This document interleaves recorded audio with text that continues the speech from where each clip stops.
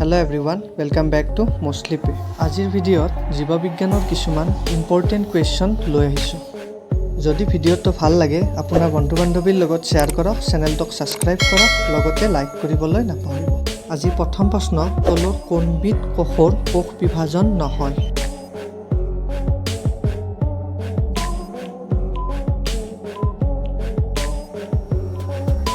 শুদ্ধ উত্তৰটো হৈছে অপশ্যন এ স্নায়ু কোষ। বৃক্ক গঠনৰ প্ৰাথমিক একক কি?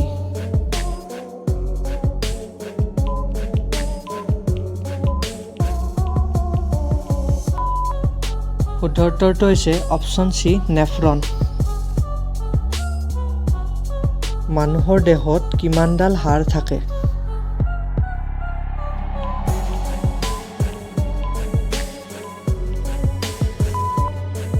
শুদ্ধ উত্তৰটো হৈছে অপশ্যন ডি 206ডাল।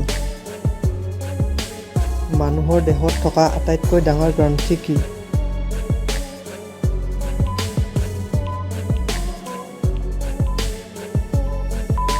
শুদ্ধ উত্তৰটো হৈছে অপশ্যন এ যকৃত।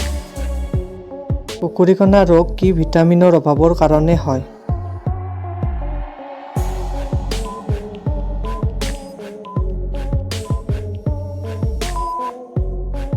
শুদ্ধ উত্তৰ অপশ্যন চি এ ভিটামিনৰ।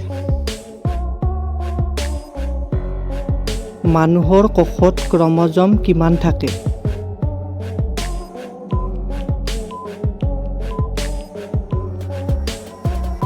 শুদ্ধ উত্তৰ অপশ্যন ডি 23যোৰ। কোষৰ ভিতৰত থকা সকলো কাম কোনে নিয়ন্ত্ৰণ কৰে?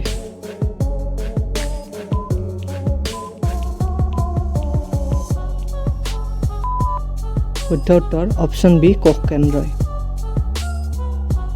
মানুহৰ দেহত নতুন কলা গঠন হ'বলৈ কিহৰ প্ৰয়োজন?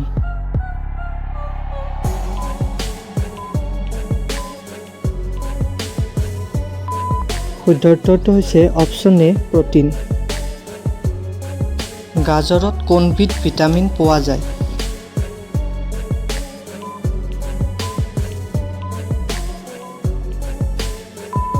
শুদ্ধ উত্তৰটো হৈছে অপশ্যন বি এ ভিটামিন। মানুহৰ হৃৎপিণ্ডৰ কঠালি কেইটা?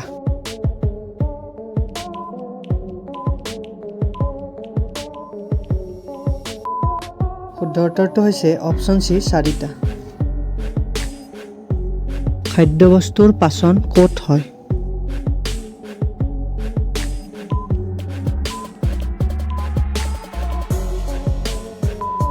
শুদ্ধ উত্তৰটো হৈছে অপশ্যন বি ক্ষুদ্ৰান্ত।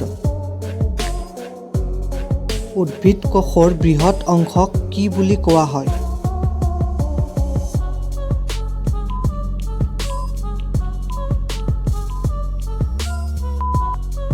শুদ্ধ উত্তৰটো হৈছে অপশ্যন চি ভেকিউল। লিউকোমিয়া ৰোগ ক'ত হয়?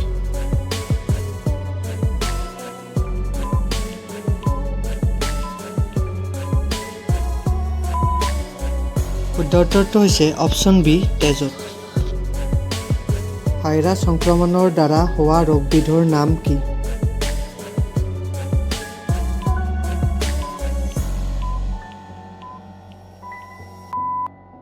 শুদ্ধ উত্তৰটো হৈছে অপশ্যন ডি বসন্ত। বংশগতিৰ বাহক কাক বোলে?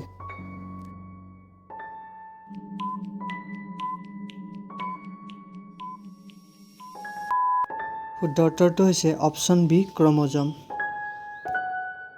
কোষৰ কোনটোক আত্মঘাতী মনা বুলি কোৱা হয়? এই প্ৰশ্নটিৰ শুদ্ধ উত্তৰ আপোনালোকে কমেণ্ট কৰি জনাব।